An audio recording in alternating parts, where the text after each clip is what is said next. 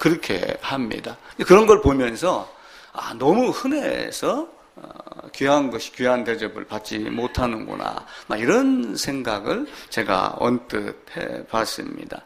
그러다 보니까 전부 누가 기준이 되냐면은 자기가 기준이 돼요. 예전에는 그렇지 못했죠, 그죠? 귀할 때는 이북의 경우 지하교회 얘기를 할 때 성경을 찢어가지고 찬송가를 찢어서 한 절씩 외우고 암송을 한다. 모세오경이 나오기 이전에 구약의 그 셋으로 인한 많은 후손들이 하나님의 말씀을 다 암송하고 암기하고 그리고 구전으로 전해졌을 거예요. 예수님이 살아계셨을 때 하셨던 이런 모든 말씀이 마태, 마가, 누가, 요한 이렇게 기록이 되어 나가는 것도 결국은 뭐예요? 예수님이 부활하시고 나서 제자들이 세상을 떠나기 시작을 하고 핍박을 받으며 이 땅에서 사라져가기 시작을 하니까 어떻게 합니까? 이것을 후세에 좀 남겨야 되겠다라고 하여 기록으로 남기는 겁니다. 그런데 이제 그런 것들이 점점 멀어지며 내 유익이 아니면은 버리고 하는 이런 모습들, 지나치게 사람들이 그 자기 중심이 되어가는, 자기 생각에 맞추는 이런 모습들이 많이 있습니다. 며칠 전 신문에도 보니까 미국에는 나홀로 결혼한다라고 하는 나홀로 결혼족이 생긴다 합니다. 그래서 솔로고미라고 이렇게 이야기를 하더라고요. 그게 뭔가 보니까 나는 나의 행복만을 위해서 살면 된다. 다른 사람 필요 없다. 우리나라도 욜로족해서 뭐예요? 한 번뿐인 인생이니까 내가 즐겨야지 되겠다. 그러면서 물론 열심히 살고 헛된 데 안 쓰고 그 즐거움을, 쾌락을 위해서 한번 몽땅 쓰는 것도 있지만 궁극적으로는 뭐예요? 나를 위해서라고 하는 이런 모든 것들. 그래서 텔레비에서 그런 걸 많이 가르치는가 봐요. 텔레비에 나오는 그 코미디 말고 배우 누군가 하는 사람이 조론해갖고 또 TV 방영을 하니까 너도 나도 또 따라서 조론한다. 또 이렇게 하고 그러죠. 그래서 세상에 이제 볼 것, 배울 것 이런 것들이 있지만 내가 채널을 돌려서 차단할 것은 차단할 수 있는 능력, 이런 것들이 있어야지 됩니다. 우리는 바벨탑을 벽돌로 쌓은 걸로만 생각을 해요. 근데 실제는 벽돌로 쌓은 것이 맞습니다. 근데 그럼에도 불구하고 그것이 벽돌이 아닌 것은 인간의 지혜, 인간의 생각, 나를 위한 무엇인가를 찾아서 거기다가, 그러면서도 나를 위한 것인 거예요. 꼭대기에 올라가고 싶은 거예요. 결국은 이 땅에서의 어떤 그 점진적인 아니면 급진적인 어떤 벼락출세를 원하는 것 같지만 실제는 다 하늘에 올라가고 싶어 하는, 그래서 내가 갖고 있는 어떤 지식, 지혜 또 이런 것들로 바벨탑을 쌓는데 하나님은 그걸 반드시 흩으시는, 인간의 역사에 직접 개입하셔서 하나님께서는 하나님이 원하시지 않는 것은 절대로 받아들이지 않는다라고 하는 겁니다. 아브라함도 하나님께서 불러내셨습니다. 아브라함이 불러냈었을 때 아브라함이 있던 위치가 어디쯤 되냐면은 갈대아 우르입니다. 이 갈대아 우르는 이스라엘이 이렇게 있고 여기 이제 갈릴리 바다, 사해 이렇게 있으면은 여기쯤에가 이제 하란이죠. 하란인데 유프라테스 강이 있고 여기에 갈대아 지방에 우르라고 하는 곳이 있어요. 그리고 이제 여기에는 뭐가 있어요? 아주 강대국 애굽이 있지요. 당시의 애굽은 세상의 모든 패권, 지금의 미국과 같은 어떤 그런 권세를 생각을 하시면 됩니다. 그리고 이제 그 후에 아수르, 바벨론 이런 나라들이 등장을 하죠. 아브라함이 굉장히 부자였습니다. 물론 애굽의 기근 때문에 갔다가 그쪽에서 받은 어떤 노비나 금은 보안 이런 걸로 내 부자가 됐겠지만은 아브라함이 롯이 소돔에 있었습니다. 그리고 롯이 소돔에 있다가 전쟁이 일어나면서 잡혀갔어요. 그때 잡혀갔을 때 군사를 몇 명을 데리고 갔어요? 성경에는 318명을 군사를 데리고 갔다고 합니다. 그러면은 군사를 데리고 318명을 갈 정도의 능력입니다. 318명을 먹여 살릴 정도의 재산, 어떤 족장의 위치에 있는 사람이죠. 그런데 그것이 여기에 나와서 얻었을까 아니면 이전부터 있었을까라고 하는 것은 우리가 짐작할 수는 없지만 여기 있었을 때부터 나름대로의 어떤 능력이 있던 자였지 않았을까. 그럼에도 불구하고 아브라함이 혼자 있을 때 불러냈더라라고 하는 그 혼자라의 개념은 힘과 권세와 재산과 어떤 부귀 영화의 능력이 아니라 하나님을 사모하고 이 세상에 있으면서 의로운 마음이 상하고 하는 어떤 그 홀로 단신이 되어 있는, 혈혈단신이 되어 있는 아마 그 모습을 이야기하지 않을까 생각을 합니다. 우리가 애국으로 파병을 보냅니다. 6.25 전쟁 나섰을 때 많은 나라들이 우리를 도왔어요. 그럼 그 나라의 군대를 다 100% 다 보내나요? 그렇지 않아요. 일부를 보내요. 자기 걸 보호하고 자기 걸 지킬 걸 남겨놓고 군사를 보내니까 318명을 보냈으면 실제 아브라함의 군사는 혹 1000여 명이 넘을 수도 있습니다. 그런 정도의 막강한 아브라함이 하나님이 불렀을 때 가는 거예요. 그리고 이때 애굽에서 이제 이쪽에가 어디예요? 지금으로 따지면 유럽이 있는 동네입니다. 터키부터. 그럼 애굽의 강대국이 뭘 만들었냐면은 여기다가 이렇게 길을 이렇게 만들어 갖고 이게 이제 성경에서는 블레셋의 길 이렇게 이야기를 해요.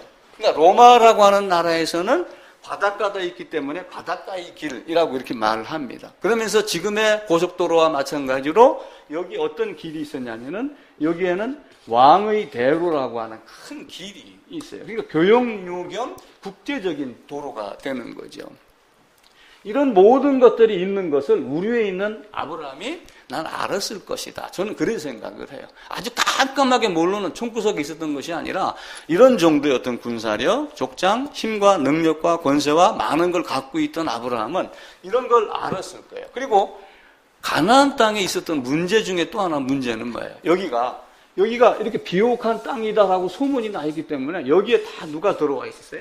강대국, 힘센 자, 그리고 엉터리 종교, 우상, 기타 많은 것들이 알고 있었기 때문에 아브라함에게 가라라고 얘기를 했었을 때 아브라함이 사실은 갈 바를 알지 못하고 갔다는 얘기는 어쩌면은 굉장히 두려움을 갖고 있으면서도 그러나 하나님이 나를 어떻게 인도할지는 모르겠지만은 내가 이것을 놓고 이것을 떠나서 내가 하나님 말씀대로 따라갔다. 이것을 이제 하나님을 믿으니 그것을 이제 의라고 여겼다. 그러니까 또한 성경의 학자는 다른 사람들은 무슨 얘기를 하냐면 아브라함의 능력이 있는 건 사실이지만 아브라함의 믿음 위에는 아무런 탁월한 능력을 갖고 있지 않다. 이렇게 보는 거예요. 왜냐하면은 사실은 이게 아담, 셋 쭉 내려왔던 노아, 셈 후에로 내려왔던 그 신앙을 가졌던 아브라함이 자기가 가졌던 권세가 아무것도 아님을 알기 때문에 아브라함이 믿었던 그 믿음 말고 아브라함이 가졌던 다른 능력은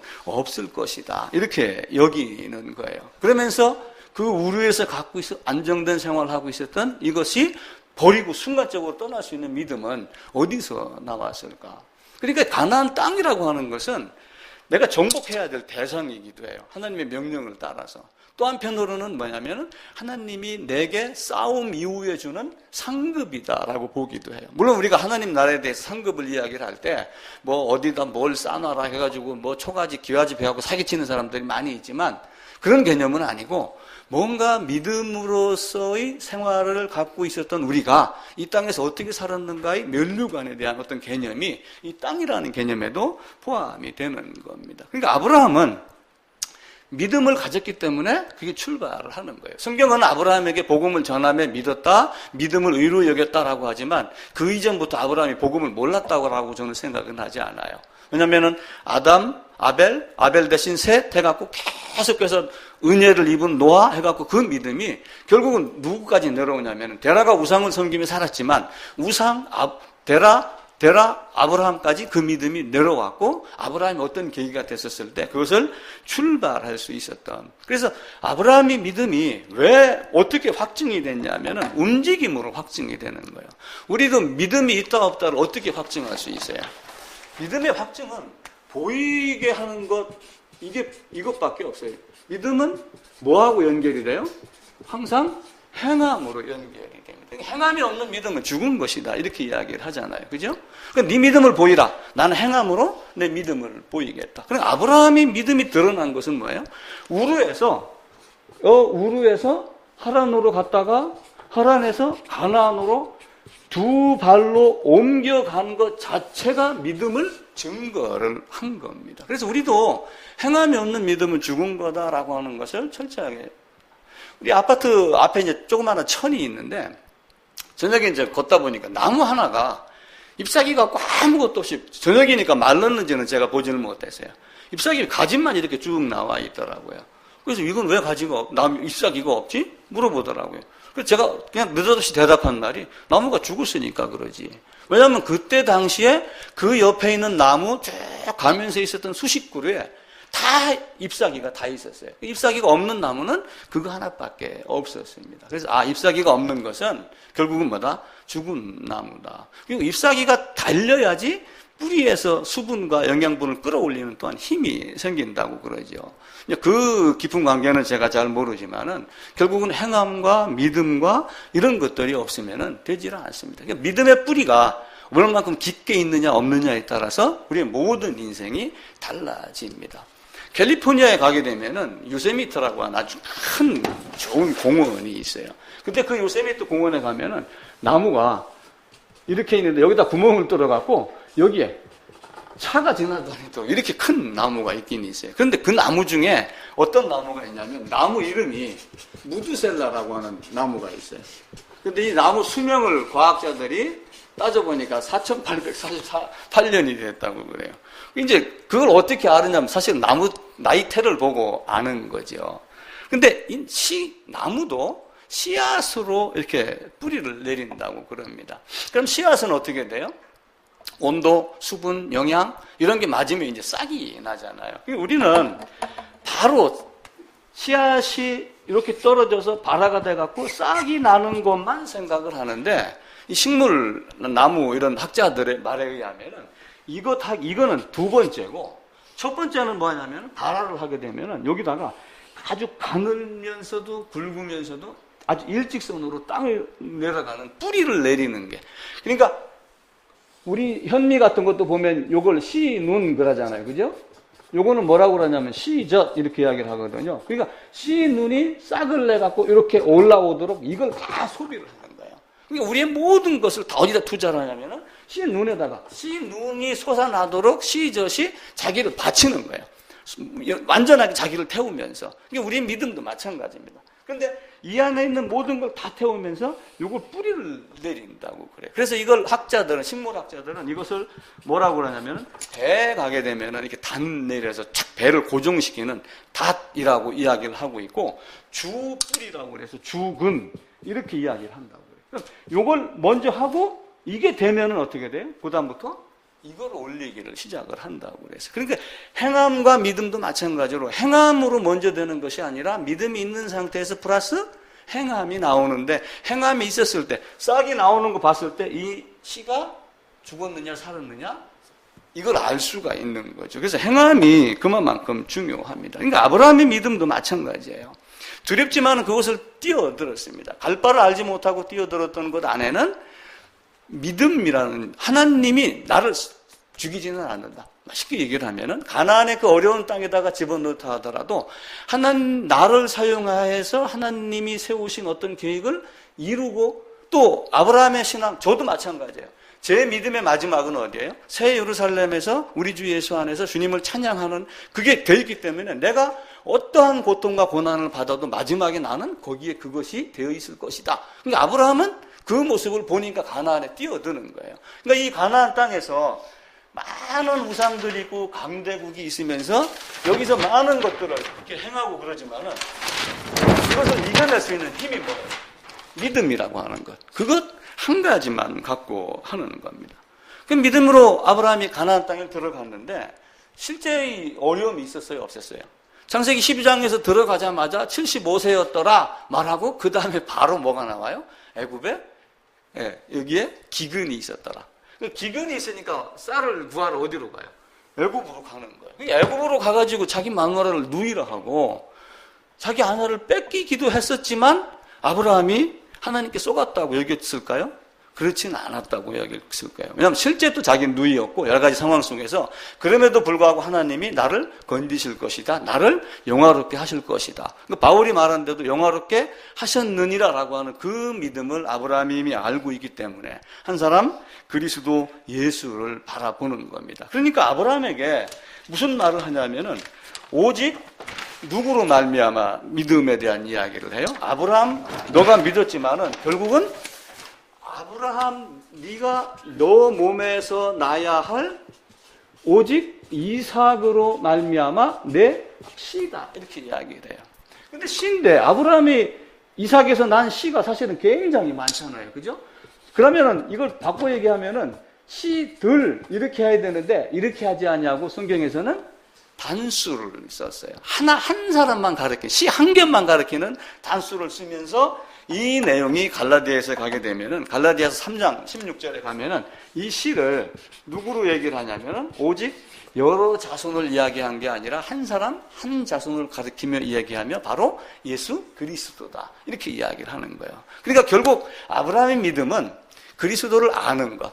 나의 믿음은 그리스도를 알고 내 안에서 그리스도가 튀어나오게 하는 것. 이것을 우리는 가르치고 배우고 그렇게 하고 있는 겁니다. 그래서 오직 이삭으로 난 자라야. 그래서 이삭으로 말미암아 수많은 민족이 태어납니다. 근데 그 중에 어떤 사람은 야곱은 택하였고 에서는 내가 택하지 아니하였다. 근데 그것이 리브가의 뱃속에서부터 그랬다. 그런데 바울은 다른 성경을 통해서 창세전에 그리스도 예수 안에서 택하였다. 이렇게 이야기를 하며 성경을 전개해 나가기 시작하죠. 그러니까 아브라함 네가 생각하고 네가 열심으로 생각하고 네가 열심으로 믿고 행했던 그것이 아니라 이미 하나님이 그렇게 하기로 작정한 것이 지금 너에게 실행이 되는 거야. 그런데 하나님이 작정한 것 중에 어려움도 있고 고통도 있지만 가장 나에게 기쁜 것은 뭐예요?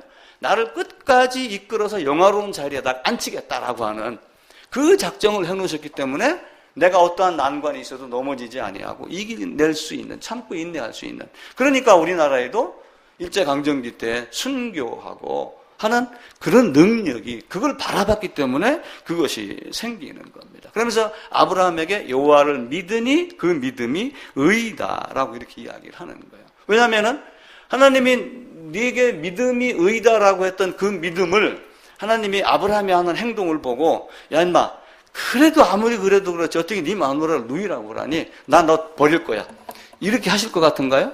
한번 하나님이 딱 너는 내 거야 라고 해놨으면 결코 버리지 아니하겠다. 나는 하나님이 내가 이렇게 해놨으면 결코 변개하지 아니하겠다 라고 하는 그 믿음에 대한 것을 갖고 있는 거예요. 그런데 이제 믿음을 놓고 바울을 보게 되면은 우리가 믿음으로 의롭다 칭함을 받는다 이렇게 이야기를 하잖아요. 그러니까 믿음이라는 것이 있습니다. 믿음을 갖고 의로 칭함을 받는다라고 하는 요 말 때문에 많은 말들이 생각이 난 것 중에 뭐가 하나가 있냐면은 칭의라고 그럽니다. 믿음 의롭다 칭함을 받았다. 그런데 한국 교회는 칭의는 좋은데 행함이 없다. 그래서 하나님의 복음을 값싼 은혜로 여긴다 이렇게 이야기를 해요. 그런데 또 일부의 많은 사람들은 칭의는 무슨 칭의냐, 칭의라는 말만 했지 칭의를 제대로 가르친 적이 있느냐. 그러면서 개혁주의로 돌아가자 이전에 그 칼빈, 루터가 종교개혁을 일으켰던 그 당시로 돌아가야 된다라고 말은 하는데 실질적으로 칭의에 대한 그 속에 있는 내용들을 말하지 않는 것이 현세의 현실적인 모습이기도 합니다. 그런데 의를 몇 가지로 보냐면은 믿음은 하나님의 의를 소유하는 거예요. 그러니까 우리가 어떻게 얘기를 합니까? 나에게는 믿음을 소유할 의가, 능력이 있어요, 없어요? 나에게는 그게 없습니다. 그래서 우리 주 예수님으로부터 오는 의, 그래서 나의 애부에서부터 오는 의라고 이야기를 하며 나는 아무것도 아닌데 예수님의 십자가를 지심으로 말미암아 나에게 의가 전가가 됐다. 이렇게만 지금 이야기를 하는 거예요. 어떤 여자 스님이 산상수훈이라는 영화를 만들었답니다.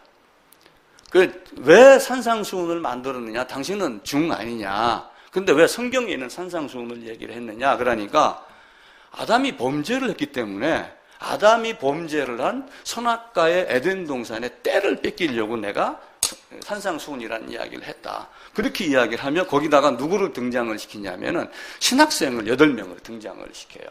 근데 그 신학생 8명이 토론하는 장면을 영화에 찍었다라고 하며 중앙일보에다가 소개만 해놨지 저는 그 영화를 제가 보지는 못했어요. 아마 이제 그 조그만 영화관에서 상영하는 어떤 이런 독립영화 비슷한 걸 거예요. 근데 거기서 2가지 질문을 합니다. 신학생들이. 왜 아담이 범죄했는데 나에게 원죄가 되느냐? 왜 아담의 죄가 내 죄가 되고 내 원죄가 되느냐? 라고 하는 질문을 한 가지 하고 그 다음에 2번째 질문이 십자가를 예수님이 졌는데 왜 내 죄가 사해졌느냐? 그런데 지금 많은 사람들이 어떻게 하고 있어요? 그 질문을 다 하면서 다 안다고 그래요. 어떻게 안다고 그래요? 아담이 언제가 전가가 됐어? 라고 하는 그 이야기, 전가라는 단어를 사용을 하고 있고, 예수님을 믿음, 예수님이 내 죄 다 가져갔어. 요 두 가지 말 이해는 사실은 하지를 않습니다. 그래서 제가 자꾸 번복해서 드리는 이야기가 뭐예요? 나는 아담 안에 있는 아담이다. 근데 아담이 범죄를 나와 다른 별개로, 다른 것으로 자꾸 생각을 하지 말고 내가 아담 안에서 범죄한 아담이라 하는 것을 잘 생각을 해야지 돼요. 아브라함이 허리에 있었다. 레위의 허리에 있었다. 라고 하는 그 허리라고 하는 개념을 쭉 뽑아 올라가면은 모든 사람이 범죄한 것은 한 사람이 범죄함으로, 한 사람이 죽음으로 모든 사람이 죽은 것과 같다는 얘기는 결국은 뭐예요? 그래서 제가 한 얘기가 뭐예요? 신학자들이 들으면 저한테 쫓아와서 칼을 들고 쫓아올지도 모르지만 대속은 없다. 제가 그렇게 이야기를 하는 거예요. 예수님의 대속은 없습니다. 그럼에도 불구하고 예수님의 대속은 맞아요. 뭐냐면은 연합이라고 하는 개념 안에서의 예수님의 대속이지 연합이 없는 대속은 없어요. 그러면서 또 학자들이 신학뿐만 아니라 구약에서 성경 전체에서 가장 중요한 것은 연합이다. 이렇게 말을 하면서 연합은 신비로운 연합이다 라고 하나님이 신비롭게 했다라고 하는 말 이해는 또 하지를 않아요. 근데 우리는 기도를 하며 그것이 무엇인가를 생각을 해내요. 루터의 신앙을 우리가 배우고 따르는 것이 신앙이 아니에요. 칼빈의 신앙을 배우고 따르는 게 개혁주의가 아니에요. 지금 많은 개혁주의자들이 칼빈이 해석한 성경으로 돌아가야 된다. 자꾸 이렇게 말하는데 그건 절대적으로 잘못된 거예요. 칼빈도 그 당시에 자기가 본 바가 있어서 본 것을 이야기한 거고 루터도 루터가 본 것을 이야기를 한 거예요. 근데 나도 그와 같은 것을 지금 이 세상에서 볼 수가 있고 그 중에 틀린 것을 볼 수도 있기도 하고 그렇습니다. 근데 하나님의 의에 대한 것을 어떻게 봤냐면 두 가지로 본 거예요.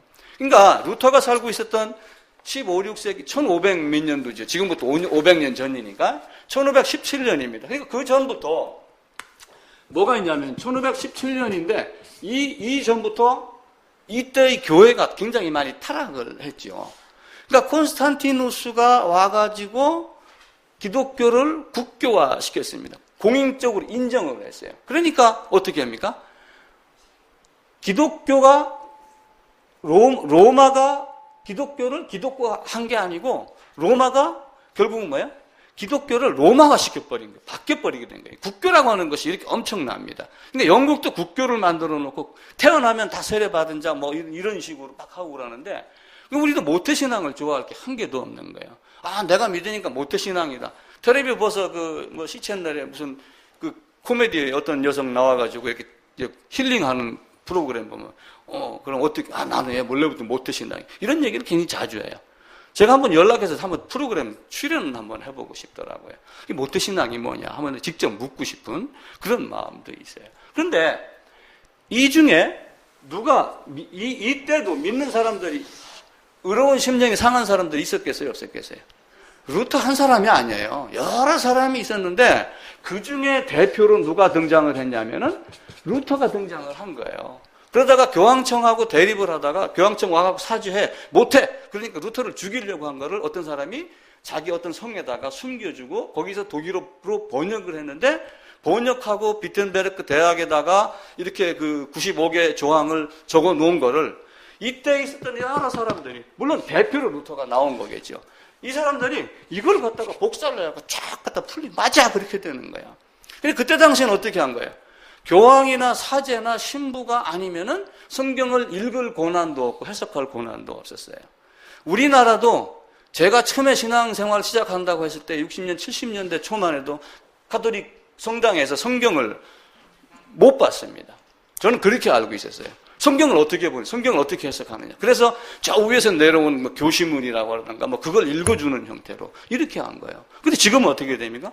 성경을 자기 마음대로 다 보죠. 해석을 하다가 보니까 뭐 이놈 저놈이 다 튀어나오는 거예요. 한국에만 내가 하나님이다는 놈이 30명이 된다고 그러니까 이게 문제가 되는 거죠. 근데 의의를 두 가지로 생각을 합니다. 그러면서 그들이 갖고 있었던 중세 교회가 갖고 있었던 하나님의 의의는 뭘 갖고 따졌냐면 인간의 의로운 행동으로 본 거예요. 그러면서 여기다가 성경을 당연히 성경을 넣죠. 가톨릭도 성경을 봅니다. 이단이라고 하는 친구들도 성경을 봅니다. 자기들이 만든 성경을 보는 데도 약간 있겠죠. 근데 어느 데인가 제가 잘 모르겠어요. 그러면서 성경 플러스 뭔가를 자꾸 집어넣는데 여기다가 뭘 집어넣었어요? 인간의 선행, 인간의 덕행, 노력, 기타 이런 것들을 많이 집어넣은 거예요. 그래서 그들은 뭐래요? 이것도 하고 저것도 하고 성경도 믿고 사람도 믿고 예수도 믿고 마리아도 믿고 그러면서 성인, 기타 등등 많은 법들을 들여놓은 거예요. 그래서 어떤 사람이 이걸 뭐라고 중세시대에 썩어 빠졌을 때 교회의 신앙을 뭐라고 그러냐면 도도 종교라고 이렇게 이야기를 해요. 이것도 성경도 선행도 성경도 그러니까 이것도 저것도 다 들어오니까 도도 종교다. 어떤 좋은 종교라는 말은 제가 쓴 거예요. 그 사람은 도도 신앙 이랬더라고요. 신앙이 아니죠. 도도 신앙. 근데 종교 개혁을 하면서 이거 아니야. 이거냐 저것이냐 저건 아니다. 그러니까 여기는 또 뭐라고 그러냐면 냐냐 신앙, 냐냐 종교 이렇게 또 이름을 붙여서 만들어냅니다. 근데 이들은 이렇게 했지만 루터가 얘기하는 하나님의 의는 그때 당시에 가톨릭에서 중세교회가 바뀌면서 이것도 하고 저것도 하고 그래야 돼. 하나님이 우리의 죄를 사하는데 왜 동전이 필요하느냐. 면죄부라고 하는 박스를 만들어 놓고 동전을 땡그랑 소리가 나음과 동시에 연옥에서 네 조상이 뭐 1억 년이 감해진다. 연옥에서 어디로 옮겨간다. 뭐 이렇게 하며 사람을 현혹시키는데 그것 아니다. 하나님의 의는 그것이 아니고 하나님이 우리에게 주는 선물이다. 라고 이렇게 이야기를 하는 거예요. 그러니까 이 믿음을 내가 행하는 인간의 행함과 또 하나는 뭘로 보냐면은 하나님의 긍휼 두 가지로 본 거예요. 여러분 어떻게 생각하세요? 하나님의 의가 두 가지입니다. 사람의 생각에 따라 다른 거예요. 하나님의 의 첫 번째 성경 플러스 사랑 여기 이제 많은 게 들어가는 거예요. 그러다가 두 번째 누가 등장을 했냐면 루터가 등장을 하며 하나님의 의는 하나님의 긍휼의 선물이다. 그러니까 인간의 행위가 필요 있다 없다? 필요 없다.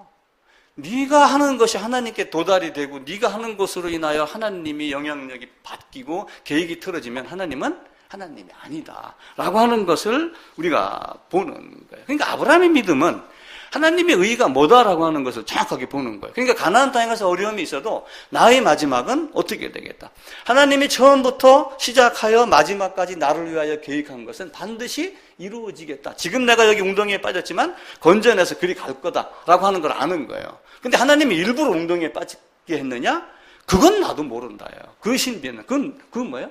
그건 하나님의 작정이기 때문에 내가 하나님의 영역 안을 내가 침범하여 그게 뭐라고 지금 물을 수 있는 그런 형편이 되지를 않는 겁니다. 그래서 우리는 하나님을 신뢰를 하면은 뭐가 되는 거예요? 하나님의 선물이 무엇인가를 아는 거예요.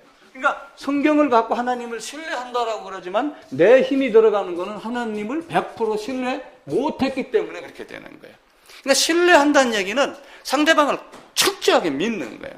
그래서 세상에서도 신뢰라는 얘기를 할 때 내가 상대방의 신뢰를 받으려면 상대방의 언어를 사용해야 된다라고 이야기를 하며 그 상대방의 말, 단어나 이런 뜻이 아니라 그 사람이 갖고 있는 속마음, 뉘앙스 이거가 뭔가라고 하는 것까지 우리가 알아야지 참으로 신뢰가 된다라고 이야기를 하는 거예요. 근데 하나님은 인간에게 뭘 요구한다고 착각을 하는 사람들이 있기 때문에 이게 생기는 거예요.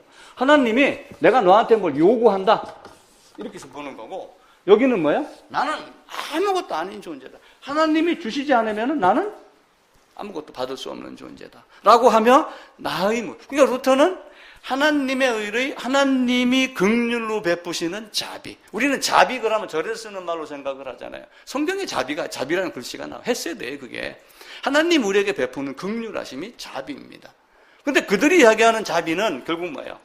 노력하고 삼보일배하고 이렇게 해야 되지만 하나님은 그런 능력이 있으면서도 우리에게 아무것도 요구하지 않냐고 내가 이렇게 했다라고 하는 거예요. 자식에게 대가를 바라고 하는 사람이 있나요? 그런 거 없어요. 아무도 없어요. 하나님이 우리에게 무슨 대가를 바라고 하시겠어요? 아니에요. 하나님은 우리에게 아무것도 요구하지 않아요. 하나님께서 우리에게 요구하는 것이 아무것도 없고 하나님이 주시는 것만 받아들이면 된다라고 하는 것이 믿음이라고 하는 거예요. 그게 믿음이에요. 근데 우리는 믿음을 자꾸 다른 쪽으로 생각을 하려고 한단 말이에요.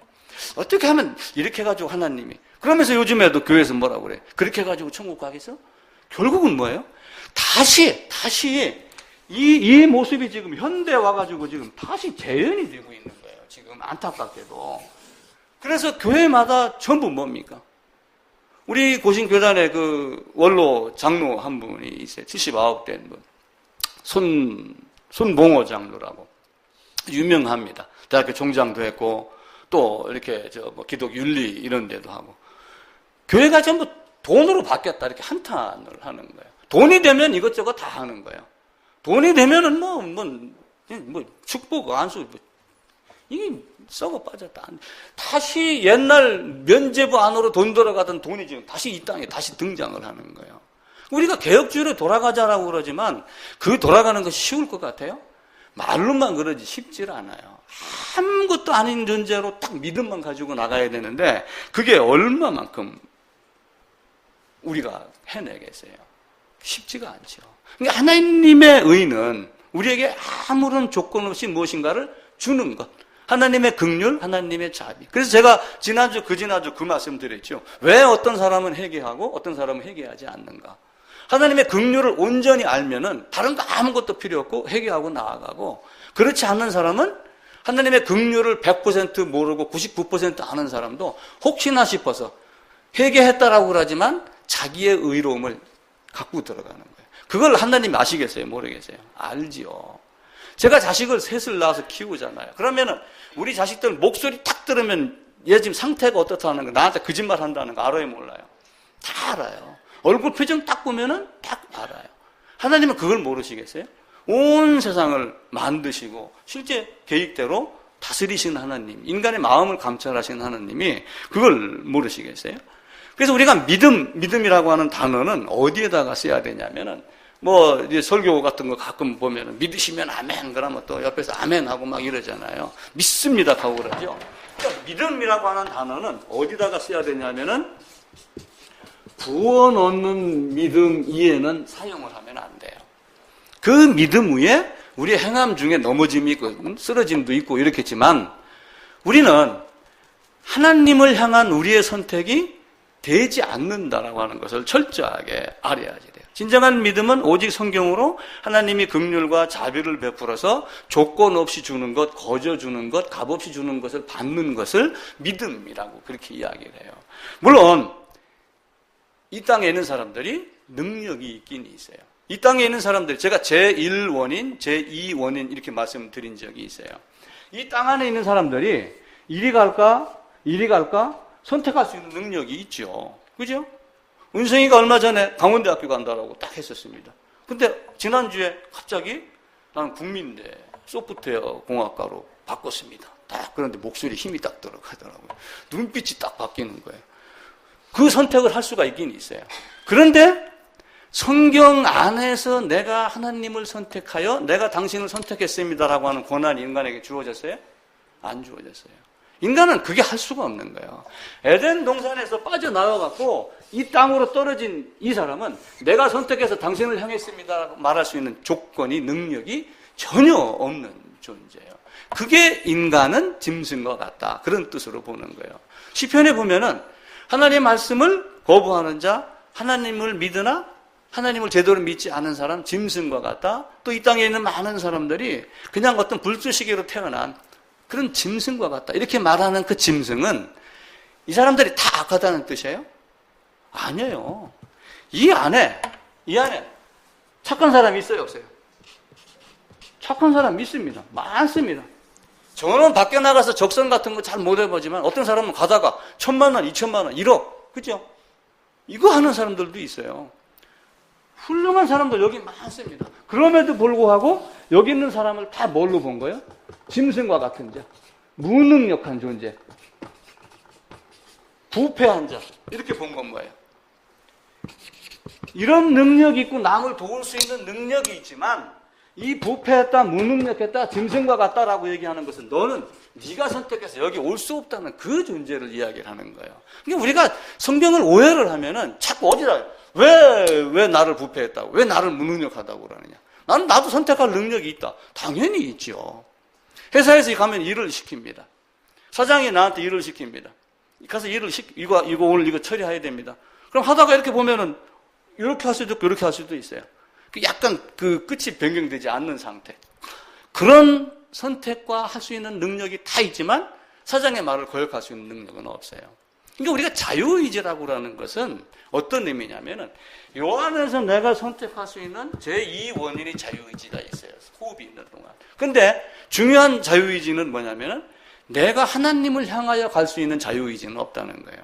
내 자유의지로 하나님을 선택할 수 없다라고 하는 것이 하나님이 우리에게 준 겁니다. 하나님은 우리에게 할 수 있는 방법은 뭐예요? 우리가 할 수 있는 건 딱 한 가지잖아요. 죽어야지 된다라고. 창세기 2장 17절에 나와 있는 대로 범죄한 자는 선악을 아는 열매를 먹은 자는 반드시 죽으리라 라고 하는 것 이해는 하나님 우리에게 요구한 게 없어요. 자, 그러니까 성경이 시작하면 우리에게 뭘 가르쳐요? 창조했고 아담을 만들고 그리고 선악 그렇게 하고 나서 반드시 시작한 게 뭐예요? 반드시 죽으리라 라고 해놓고 그 죽음을 벗어날 수 있는 방법 가르쳐 준 것. 요 중간 과정에서 뭘 보여주는 거예요? 이거 가르치는 것. 그게 성경이에요. 근데 사람들은 자꾸 여기서 내가 할 수 있다라고 생각을 하는 거예요. 근데 너는 그런 게 아니야. 내가 주는 하나님의 의는 선물이지 네 노력 갖고 되는 게 아니야. 이 중세교회는 그걸 잘못 아는 거예요. 근데 아브라함은 그걸 아는 거죠. 내가 해서 할 수 있는 것이 아니라 갈 바를 어떻게 나에게 적용하여 이루실지는 그 하나님의 신비고 섭리니까 그 기묘하심을 내가 알지는 못하지만 하나님이 나로 가나안 땅을 가서 정복하게 하고 차지하게 하고 거기서 누리게 하셨다라고 하는 그 믿음, 하나님이 나와 함께한다, 동행한다라고 하는 그걸 알고 그렇게 가는 거예요. 예수님이 이 땅에 오셔서 죽은 것도 결국 뭐예요? 십자가에서 죽으셨습니다. 그럼 예수님이 죽는 것은 예수님만의 죽음인가요? 예수님만의 죽음인가요? 아니에요. 율법의 요구 때문에 오신 거예요. 율법의 요구 때문에. 근데 그 율법의 요구가 누구에게 이루어지게 하려고 오는 거예요? 로마서 한번 가보겠습니다. 앞으로 넘겨가시고 로마서 8장입니다.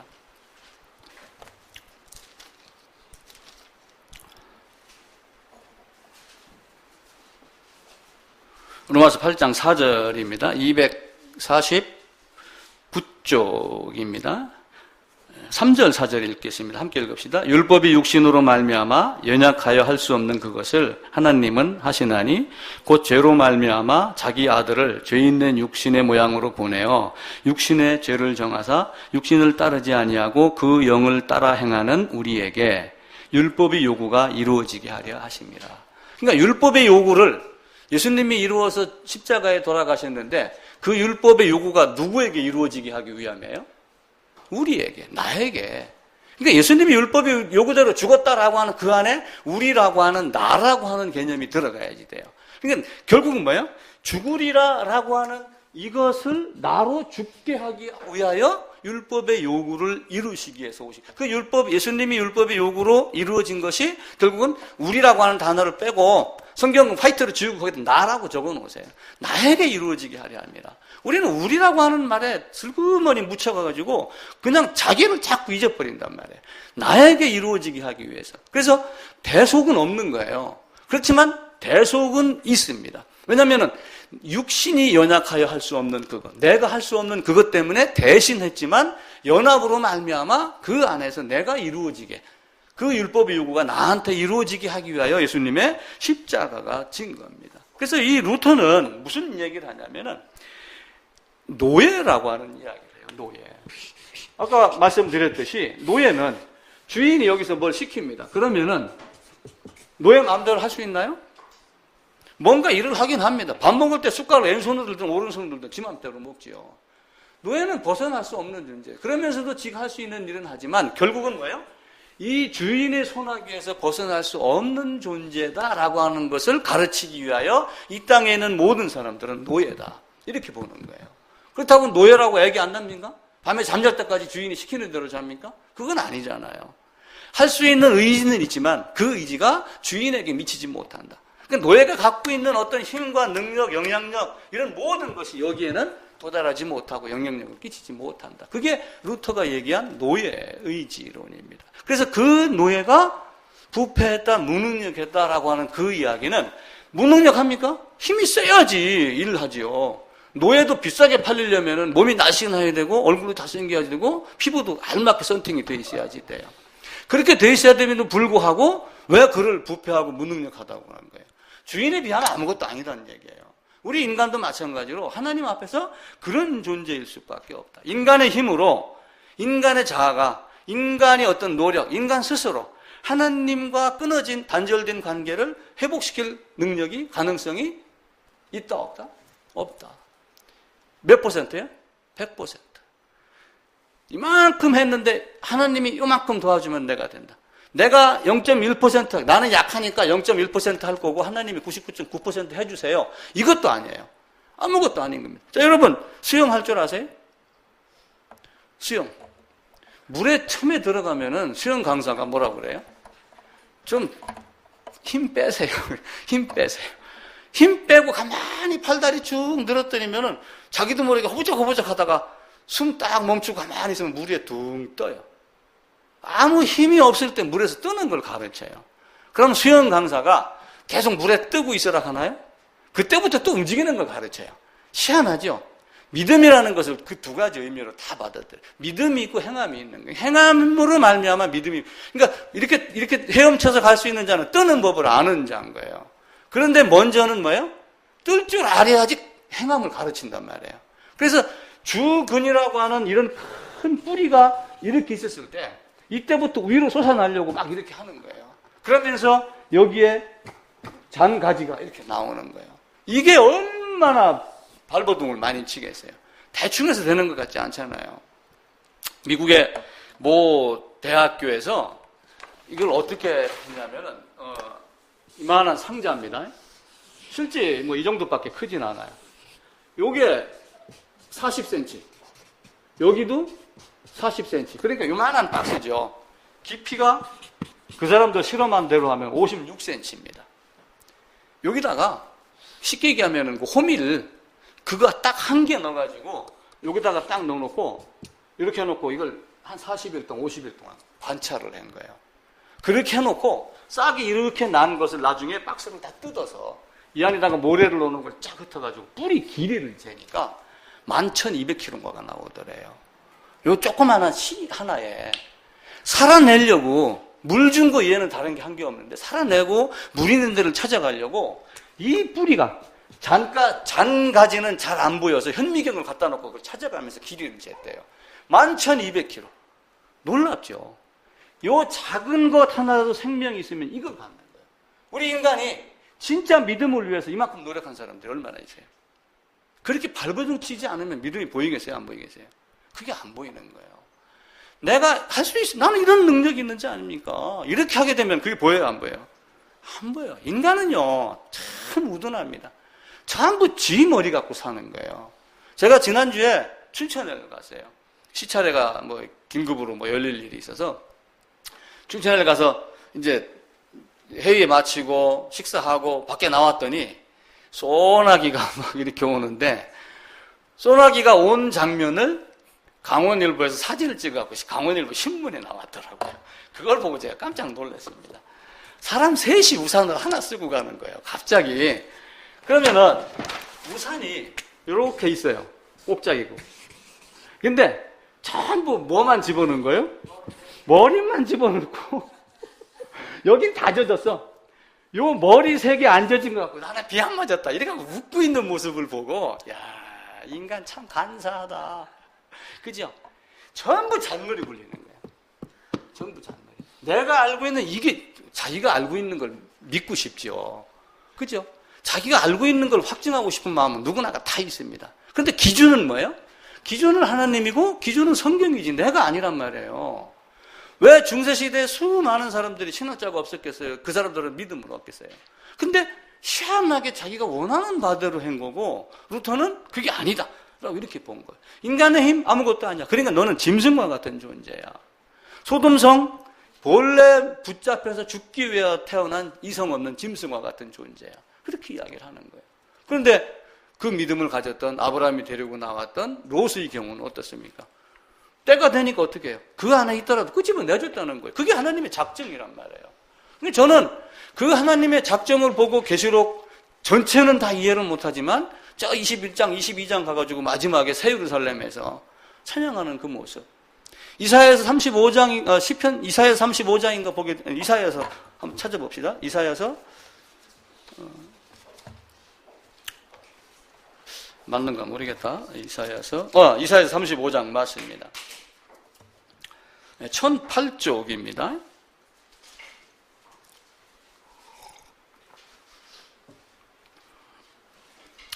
5절, 6절, 10절까지 길은데 그냥 같이 한번 읽읍시다. 좀 빠른 속도로. 그때 맹인의 눈이 밝을 것이며 못 듣는 사람의 귀가 열릴 것이며 그때 저는 자는 사슴같이 뛸 것이며 말 못하는 자의 혀는 노래하리니 이는 광야에서 물이 솟겠고 사막에서 시내가 흐를 것임이라. 뜨거운 사막이 변하여 못이 될 것이며 메마른 땅이 변하여 원천이 될 것이며 승냥이에 눕던 곳에 풀과 갈대와 부들이 날 것이며 거기에 대로가 있어. 이 대로를 이제 시편 84편에서는 시온의 대로 이렇게 이야기를 해요.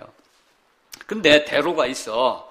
그 길을 거룩한 길이라 일컫는 바되리니 깨끗하지 못한 자는 지나가지 못하겠고 오직 구속함을 입은 자들을 위하여 있게 될 것이라. 이 길을 간다는 거예요. 하나님이 이렇게 약속하셨기 때문에 중간에 나에게 어려움이 있어도 나는 갈 수 있는 존재야. 믿음과 더불어서 이걸 보는 거예요. 믿음이 없이 이것만 보는 사람들이 있는 거예요. 또 나는 등록했으니까, 나는 세례받았으니까 나는 이 대로에 걸을 수 있는 존재야. 새 예루살렘에서 면류관을 받을 수 있는 존재야. 그러는데 예수님은 주여 주여 하는 자마다 다 천국에 갈 것이 아니다라고 얘기하며 또 찬물을 끼얹지요. 혼인잔치에 많은 사람을 사그리게 해서 초대를 했는데 가서 보니까 예복 안 입은 한 사람을 보고, 그러니까 다 입었는데 예복 안 입는 사람은 한 사람밖에 없어. 나는 아니야. 이렇게 할게. 그 한 사람이 나라는 얘기예요. 쉽게 얘기하면은 그 사람을 쫓아내서 이를 갈며 슬피 우게 만드는. 마지막에 죽으라고 뛰었는데 뛰어봤는데 2등밖에 안 돼요. 그죠? LPGA 뭐 이런 데 나가서 시합 끝나고 상금 따져보세요. 1등하고 2등하고 차이가 얼마인가. 1등 아니면은. 그래서 하나님이 우리에게 주시는 그 긍휼, 자비, 그걸 그대로 선물로 받는 것을 우리는 믿음. 그러니까 아브라함의 믿음이 그 믿음이고 아브라함과 같은 믿음을 우리가 가져야지 진짜 믿음을 가졌다. 이렇게 되는 거예요. 그러니까 그 믿음의 출발은 뭐예요? 하나님이 반드시 죽으리라라고 하는 건 뭐 때문에 그런 거예요? 죄 때문에 그런 거예요. 그럼 죄값을 씻어야 되는 죽음 이후에 나에게 어떠한 삶을 주셨는가? 2차적인 문제가 되는 거예요. 그러면은 어떤 사람들이 자꾸 천국과 지옥을 얘기한다고 그러면서 성경은 공포를 조성하는 거냐? 아니면 천국과 지옥을 얘기하는 목사는 아주 버르장머리 없는 목사, 아주 공갈 목사, 뭐 공갈 치는 목사 이렇게 생각을 하는데 결국 그런 건가? 그렇지 않는 거예요. 하나님 앞에 가면 드러나지 않을 것이 없어요. 요즘 청문회 봐보세요. 한 사람도 어제인가 보니까 사퇴했더라고. 이것저것 다 드러나니까. 평상시 못했던, 했던 말이 자기는 아무렇지도 않게 지나갔는데 그게 인터넷이 발달하니까 이놈 저놈이 착 갖다 정보 제공을 하는 거예요. 카이스트에서 기가 막힌 카메라를 개발했어요. 지나가는 사람 얼굴을 탁 찍으면은 그 얼굴 인식을 해가지고 이 사람이 누구다 해가지고 그 사람이 갖고 있던 신상 정보가 쫙 나온답니다. 참 놀랍죠. 중국에서 그걸 시행을 한 거야. 중국에서도 횡단보도 무단 횡단자를 그거 가지고 적발을 해갖고 이놈이 누구다라고 하니까 쫙 나오게 한대. 세상이 묘합니다. 그럼 하나님은 우리의 모든 것을 모르겠어요? 그 과학을 발달로 통해서 너희들 그거 가지고 지금 기뻐할 때지. 나는 너희가 재창조를 하여 그렇게 그런 수준으로 갔지만 그걸 하게 만든 하나님은 누구예요? 내가 너의 마음을 살피는 하나님이다. 내 앞에서 피할 자가 없다라고 이렇게 되는 거예요. 그러니까 믿음이 굉장히 쉬운 겁니다.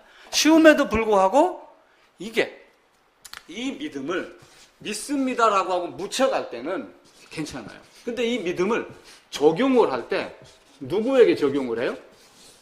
나라고 하는 사람 한 사람에게 딱 국한해서 적용을 하기 시작을 하면은 이게 어려워지기 시작을 해요. 과연 그런가? 그래서 우리는 우리라고 하는 말을 없애버려야 돼요. 우리는 어떻게 돼서, 우리는 어떻게 돼서, 우리나라, 뭐, 우리 은행, 막 이렇게 하잖아요. 근데 내 은행이 아니면 필요 없는 거예요. 내 거가 아니면 안 된단 말이에요. 그러니까 우리에게 율법의 요구를 이루어주게 하기 위함이지만, 그래, 우리야. 이런데 덩달아 가는 것 같지만, 하나님은 나를 1대1로 심판을 하신단 말이에요. 심판하실 하나님이 이 땅에 오셨다가 가셨어요. 그분을 하나님 우편에 계시면서 이 땅에 뭘 보냈냐면 보혜사 성령을 보냈어요. 그러면서 하나님이 나중에 대언자가 된다, 변호자가 된다라고 보호자가 된다고 하며 우리가 하나님 앞에서 심판받을 때 우리의 변론자가 돼요. 근데 변론자가 된 그분이 하나님이며 오셨다가 가신 그분인데 그 하나님이 나를 변론할 걸 이미 다 알고 있어요? 모르고 있어요? 다 알고 있어요. 저놈은 변론할 필요도 없어. 알면은 스스로 알아서 옆구리로 사라져 가게 되는 그런 현상들이 이 땅에 이미 있을 거예요. 근데 인간은 이 땅에서 자기들이 뭘 하려고 그러냐면 자꾸 결단을 하려고 그래요. 내가 믿습니다 하면 믿어주는 줄로 한단 말이에요. 교회당마다 가면은 무슨 카드가 하나가 있어요? 결신 카드. 제가 그 얘기를 하려고 하는 거예요. 결신 카드. 우리 믿기로 결단합시다 그러죠. 왜 자꾸 여기다 뭘 집어넣어요? 인간을 집어넣는 거예요. 인간이 결심한다고 하여 하나님이 계획이 바뀌나요? 아니에요. 수많은 사람들이 자기를 좋게 여기려고 나는 거기는 가고 싶은데 거기 뭘로 적용을 하는 거예요? 내가 그렇게 하면 하나님이 인정해 줄 거야 라고 하는 거예요. 자, 베드로가 예수님이 무슨 말을 했냐면은 내가 이제 네가 닭 2번 울기 전에 나를 3번 부인할 거야. 그지? 또 이제 예수님이 또 무슨 얘기를 했냐면은, 또 내가 십자가에 못 박혀 죽고 이런 이야기도 하고 그러죠. 그때 베드로가 무슨 얘기냐면, 마가복음 한번 찾아봅시다. 마태 마가복음. 이것도 안 보이다가 성경 필사를 하다가 보니까 보이더라고요. 성경 필사 한번 해보세요. 괜찮습니다. 마가복음,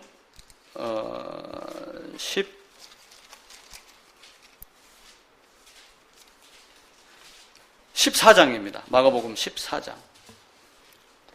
80쪽입니다. 신약성경.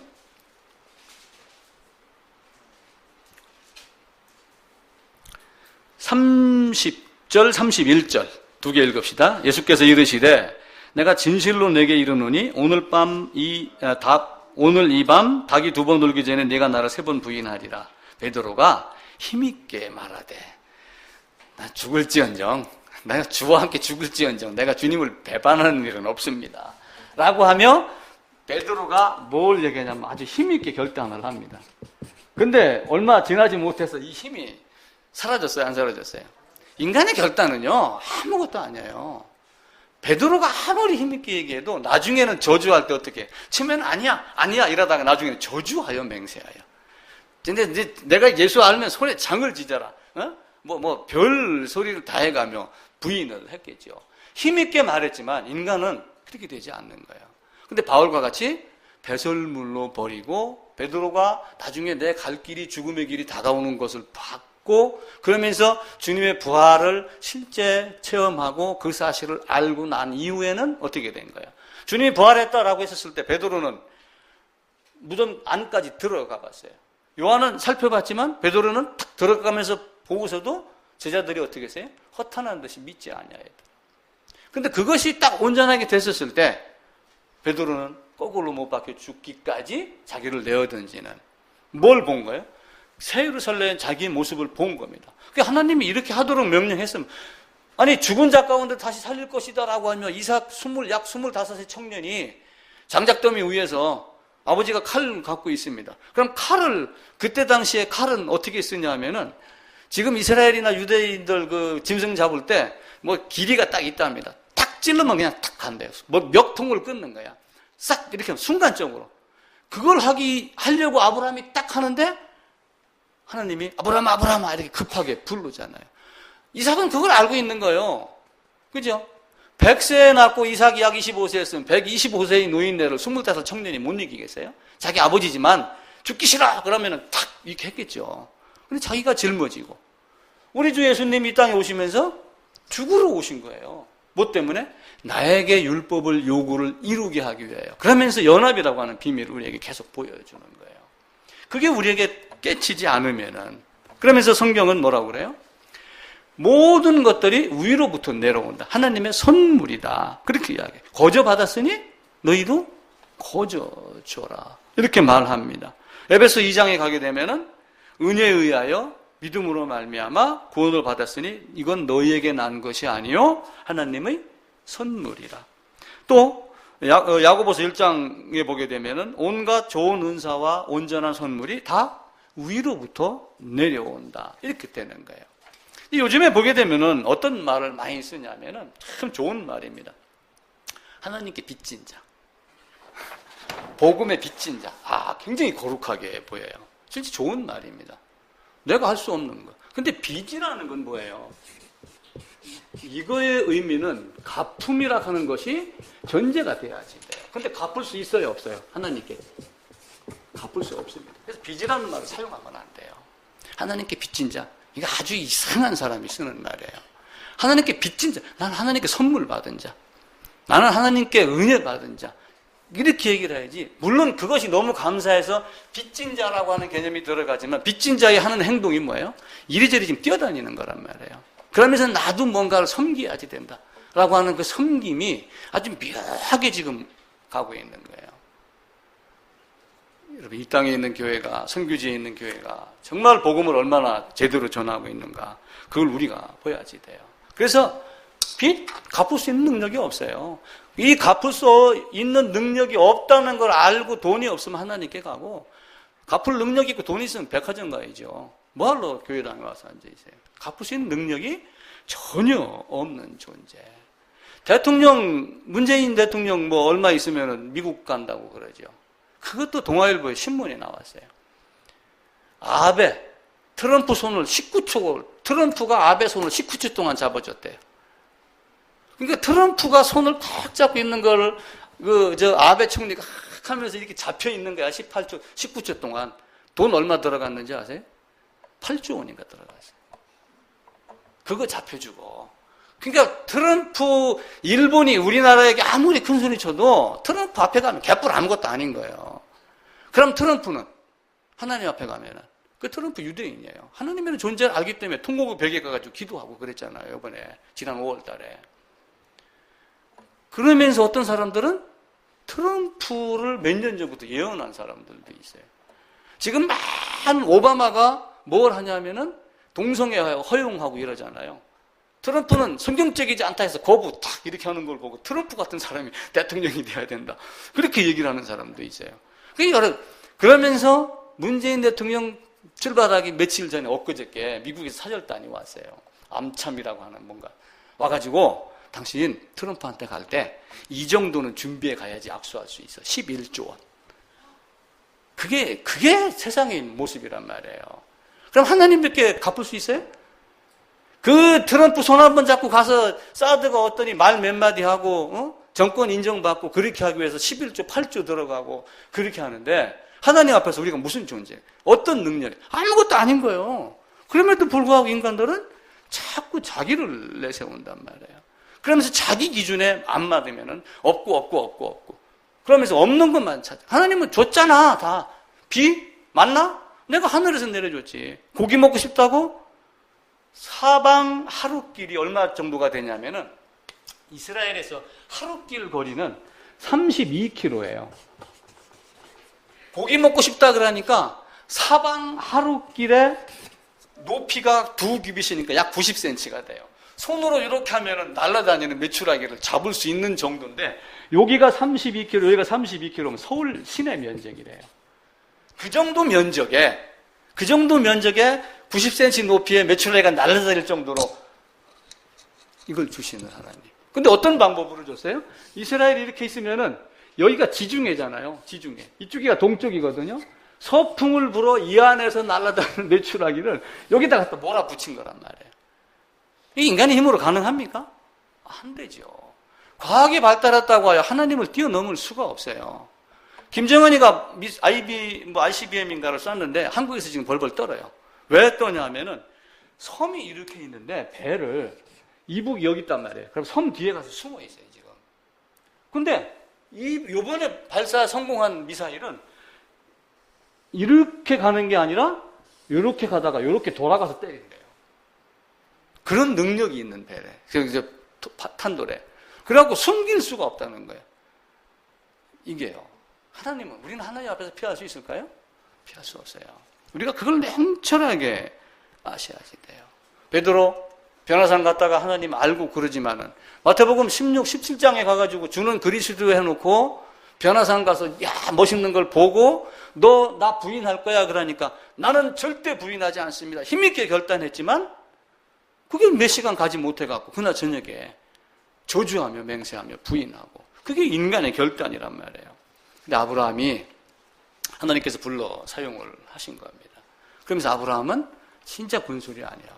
그 아브라함이 더 하나님께 굴복하기까지 10년, 20년 기다린 거예요. 75세에서 몇 년을 기다렸어요? 25년을 기다려갖고 100세가 됐을 때까지 기다린 거예요. 너는 아무것도 아닌 존재를 아브라함이 완전하게 알았을 때 이삭이 태어나는 거예요. 그런데 아브라함과 사라를 사용하여서 이삭을 태어나게 했지. 마리아와 같이 성령 잉태는 아니잖아요. 한나 애기 없었지요. 그죠? 삼손 어머니 마누아인가 애기 낳을 수 없었던 자식이 없었던 그런 존재에게 하나님이 다가가는 거예요. 그런 존재에게서 삼손이 나오고 그 삼손이 설령 실수하는 경우도 있었겠지만 씨앗의 탄생은 죽어야지 되는 거예요. 그러니까 이 안에 묻혀있는 이것은 죽지 않으면은 결코 되지 않습니다. 출애굽할 때 출애굽하고 나서 군사를 셌잖아요. 그죠?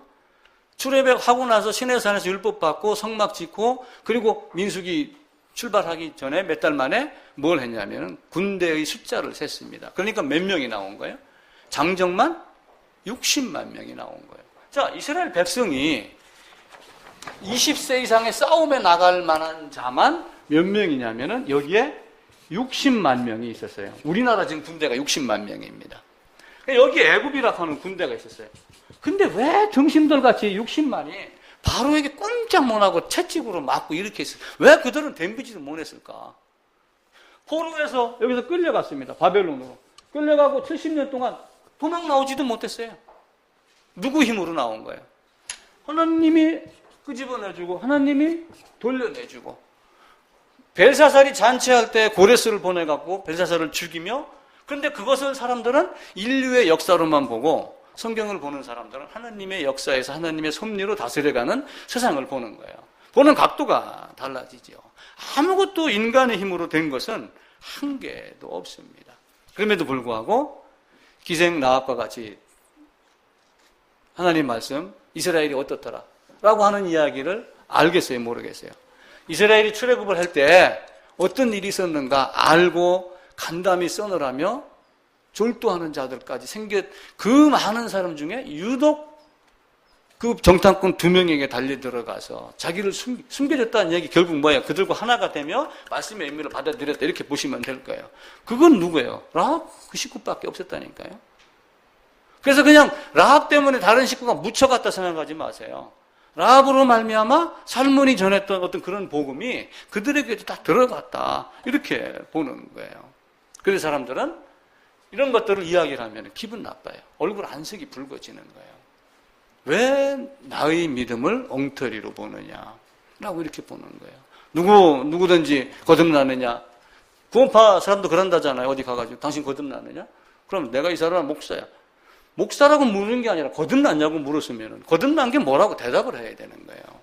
그런데 사람들은 그렇게 하지 아니하고 내가 누군데 내가 장로인데 나는 지금 모태신앙인데 이걸 그러고 텔레비에 보면 나는 인격적으로 주님을 영접했는데 성경에 어디에 인격적으로 주님 영접했다는 말이 나옵니까? 누가 모태신앙이라는 얘기를 해요? 왜 에서는 모태신앙 아닙니까? 리브가 태에서 나왔잖아요. 이삭과 리브가. 근데도 그는 아니잖아요. 그래서 하나님 말씀 전하면 얼굴이 붉어지며 기분 나빠하는 사람이 있고 그렇지 않은 내 힘으로 할 수 있다라고 하는 사람이 있는 거예요. 몇 달 전에도 어느 분 여기 와서 저하고 상담 한번 한 적이 있었다고 제가 말씀드렸죠. 이런저런 얘기를 하니까 우리 아들이 걱정을 한다. 왜요? 구신교회 어디 가서 한번 봤는데 자꾸 뭐 예정을 얘기하더라. 그러면서 그분이 나중에 문자가 왔어요. 내가 내 힘으로 한번 이겨보겠습니다. 극복하고 찾아보겠습니다. 그래서 하세요. 그랬어요. 그건 내가 내 힘으로 되는 게 아니에요. 하나님의 작정하심이 우리에겐 축복입니다. 앞으로 내가 넘어져서 마귀에게 잡혀갖고 영원히 지옥으로 끌려갈지도 모르지만 그렇게 하지 않는다는 것도 하나님의 작정 계획 안에 있다는 것이 우리에게는 감사할 뿐이에요. 우리가 그 의미를 보야지 되는 거예요. 그러니까 성령의 의미를 우리가 따져봐요. 하나님의 계획은 바뀝니까? 안 바뀝니까? 하나님의 계획은 바뀌지 않아요. 이번에 신문에 보니까 박근혜 대통령이 만들어놨던 정부 부처가 많이 없어지고 예전에 세웠던 계획이 없어지고 새로운 계획. 대통령이 되면 새로운 걸 하고 싶어 하죠. 뭣도 없애고 전부 그렇게 합니다. 만 문재인이 가고 다음에 누가 대통령이 되면 또 그렇게 합니다. 대통령이 될 때마다 사람이 바뀔 때마다 바뀌어요. 하나님은 바뀌나요? 세월이 가고 세상의 대통령이 어느 놈이 되든 관계없이 하나님은 자기가 계획하신 대로 끌고 나가는 거예요. 그것을 사람들이 그럼 세월호도 계획했냐? 이렇게 묻는 아주 돌대가리들이 있단 말이에요. 그 섭리를 어떻게 알아요? 이 지구 안에 있는 제2 원인에 의한 선택의 자유의지에 의해서 자기가 잘못해서 그렇게 된 건 잘못해서 한 거죠. 그걸 하나님의 선택과 자유의지에다가 적용을 하려고 하며 덤벼드는 건 뭐예요? 하나님을 거부하는, 하나님을 부정하는 행위밖에 되지를 않습니다. 하나님 우리에게 자비를 베풀어 주기로, 긍휼을 베풀어 주기로 한 그것이 하나님의 의다, 믿음이다라고 하는 것을 아브라함은 철저하게 아는 겁니다. 그래서 성경을 바로 보기 위해서는 나라고 하는 존재가 아주 더럽고 추하게 보여야지 돼요. 그렇게 되지 않으면 성경이 보이질 않습니다. 에스겔서 우리 한번 찾아봤는데 한번 더 찾아보겠습니다. 36장입니다.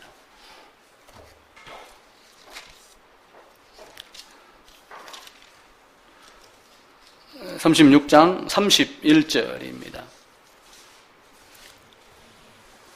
포로로 끌려간, 2차 포로로 끌려간 에스겔이 이제 그 포로로 끌려간 백성들에게 이야기를 하는 거예요. 너희가 왜 포로로 끌려왔니? 그러면서 네가 어떤 모습인지를 아느냐? 라고 하면 이제 훈계를 하고 여러 가지 이야기를 하죠. 31절, 2절 같이 읽읍시다. 그때 너희가 너희 악한 길과 너희 좋지 못한 행위를 기억하고 너희 모든 죄악과 가증한 일로 말미암아 스스로 밉게 보리라. 자기가 자기를 스스로 밉게 볼 정도가 돼야지 성경이 보여요. 그게 아니면은 성경이 보이지 않습니다. 그 앞에 16장 한번 보겠습니다. 16장 63절입니다. 네, 16장 63절 갑니다. 1173쪽입니다. 1173쪽. 이제 어렸을 때부터 약속해놓고 이렇게 했던 그 이제 포로로 끌려간 사람들한테 하는 얘기인데 우리에게 적용을 해도 관계가 없습니다. 63절만 함께 읽읍시다. 이는 내가 네 모든 행한 일을 용서한 후에 내가 기억하고 놀라고 부끄러워서 다시는 입을 열지 못하게 하려 함이라. 우리는 하나님 앞에서 아무것도 아닌 존재입니다. 이게 부끄러워서 고개를 들지 못했을 때 은혜가 보이는 거예요. 이게 그렇게 되지 않으면 은혜가 보이지 않습니다. 내가 눈꽃만큼이라도 살아있으면 결코 은혜가 은혜되지 아니하고, 그리고 결국은 내가 내 힘으로 한다라고 하는 것은 계란으로 바위치기하고 똑같습니다. 우리의 힘이 하나님께 도달하지 못한다라고 하는 거예요. 인간은 너무 어두워도 못 보지만 너무 환해도 못 봅니다. 우리가 태양을 제대로 볼 수 있어요? 태양 못 봅니다. 근데 왜 태양을 봐요? 태양이 보여지게 해주니까 보는 거예요. 그 의미를 알아야지. 욥기서에도 보면 태양을 바로 볼 수 있는 자 없다, 이런 말씀이 있어요. 우리는 아무것도 아닌 존재예요. 요 안에서, 원주 안에서, 대한민국 안에서, 강원도 안에서 찢고 뻗고 막 이래 해가지고 도토리 키재기하고 내가 니보다 낫다 높다 막 이거 가지고 따지면서 막 이러는 거지, 하나님과 나와의 관계만 보란 말이에요. 에덴에서 빠져나와갖고 화염검, 불검으로 지키는 거기를 통과할 자가 누가 있는가? 아무도 없다라고 하는 것. 세상은 그렇게 말합니다. 실패보다 더 두려운 것은 도전하지 않은 것이다. 그러니까 결국 뭐예요? 하나님께 매달려 보는 거예요. 하나님께 매달려 보지도 아니하고 그냥 하나님 앞에 가가지고 심판받으면 너무 억울하잖아요. 성경은 하나님의 택한 자에게 성령을 보내서 성령이 하나님이 택한 자를 쫓아가서 찾아가서 그를 위하여 간구하게 만드는 것. 이게 성경이 우리에게 말하는 바입니다. 아브라함의 믿음은 우리가 단순하게 믿습니다라고 하는 믿음이 아니라 우리가 상상할 수조차도 없는 그 하나님의 큰 은혜를 거저 준 그것을 믿는 믿음. 그래서 믿음은 오직 믿음에만 적용을 시키고 나머지는 이제 그 죽은 다시라고 하는 뿌리가 내렸으면은 위로 올라갈 수 있는 노력하는 그런 모습도 우리 모두에게 있기를 부탁을 드리겠습니다.